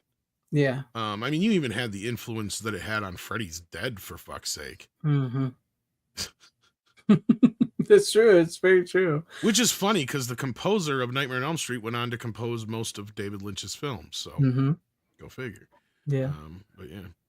Yeah. It's just if it wasn't for Bob Iger and whatnot, it probably would have lasted a few more years on there. You know. Well, had they not pushed it, yeah, I think it would have Yeah. Had been they not interesting. pushed it and maybe some people weren't quite ready for what was to come in the second season compared to the first season, because the first season is only like I want to say 10 episodes because it was like a mid-season show or whatever, and so like and it really hooked people, and then when you get the full 22 season episodes, you know that's a lot of ground to cover. So um but no, it's a sad that we did lose him, and you probably could do about like 30 documentaries on the man. Truly could.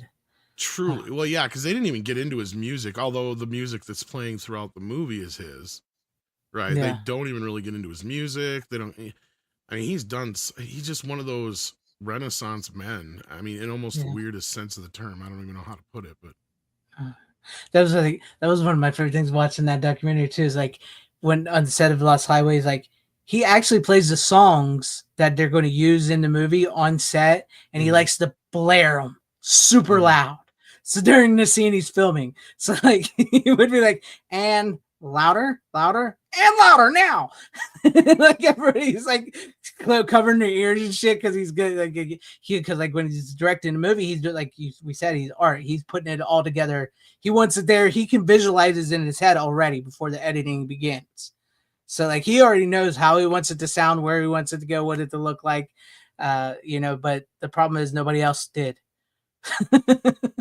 So well, yeah.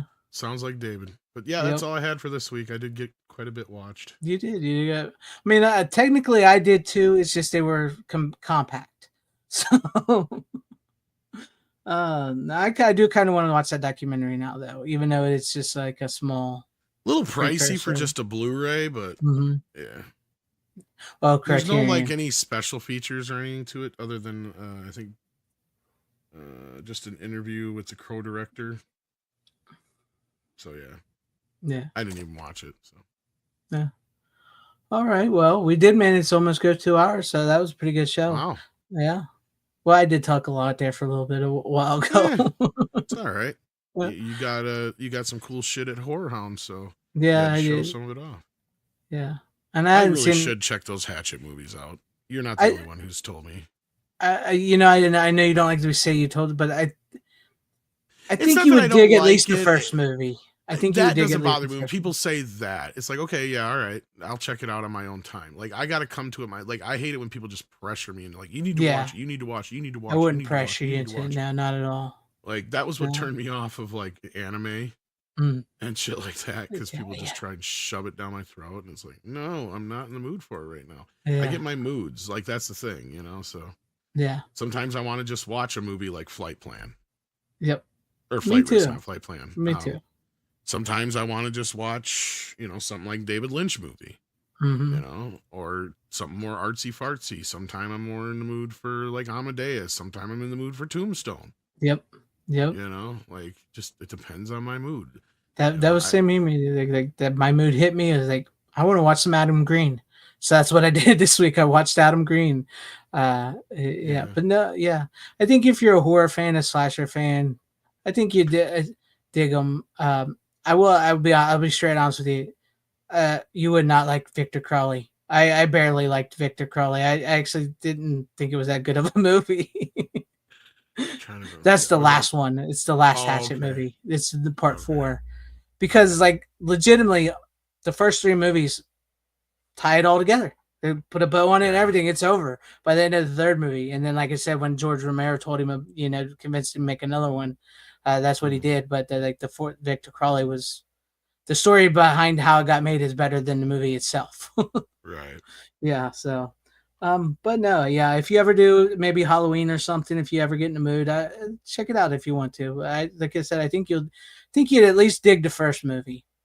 But that's all I'm going to say because I don't want to. I really don't want to pressure you into them or anything. Nah, So. they're fine. Yeah. It's mostly when people get really just adamant about it, Yeah. or however you want to call it. Yeah. I will admit it's kind of weird seeing the Adams family, which I've seen both of their tits now, which is kind of weird, but like they're my age, so it's like Christina Ricci and the blonde girl from the Adams Family part 2 with the Yeah. you know, like she's in the blonde girl's in Hatchet, the first one, and she shows her tits, and so like it's just kind of weird. It's just kind of weird because like yeah, she's my age, so we're both in our 40s now, but like Right. it's kind of weird at first when you're like, oh, that's her tits, and she was in Adam's Family. So, but anyways, yeah. What can I say? I'm like David Lynch. I like naked women in factories. Um, with that being said, though, guys, I appreciate it. Thank you, Tom, for joining me once again, as always, and thank you to everybody out in the chat and everybody at home. Make sure you like, share, subscribe to myself, Tom, and as always, you don't have to go home, but I gotta find the clip. You can't stay here. How you doing? Bitches leave.